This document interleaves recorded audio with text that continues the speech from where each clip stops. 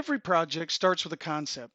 Being able to visualize the project concept in a 3D contextual environment allows all stakeholders to understand the project from the very beginning. It all starts in InfraWorks by using Model Builder to define the site and begin the data aggregation process. Understanding the existing conditions of the site is key.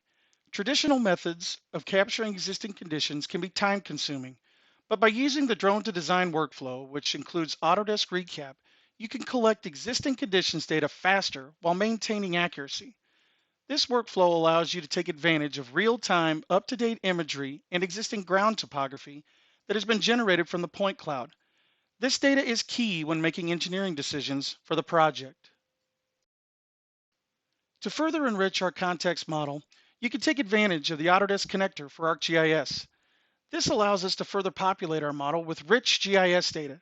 This data could represent existing utility locations, FEMA floodplain data, and soils data as examples of information that will help us to make design decisions in the preliminary stages of the project.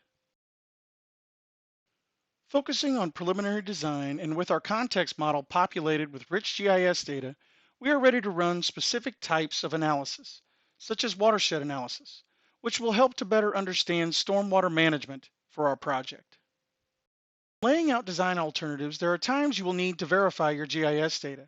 For example, while in the field, you can ensure utility locations and collect additional data for utilities that might have been missed. You can use the Collector for ArcGIS app to real-time locate missing structures on site and then populate your model with a simple refresh of the data. This allows you to make faster, more accurate design decisions and resolve issues this new data might create.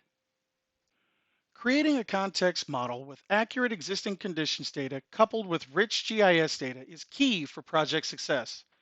The data in this model will be used from the sketch plan stage of the project to preliminary design and will ultimately play a huge role in the final layout and design of your project.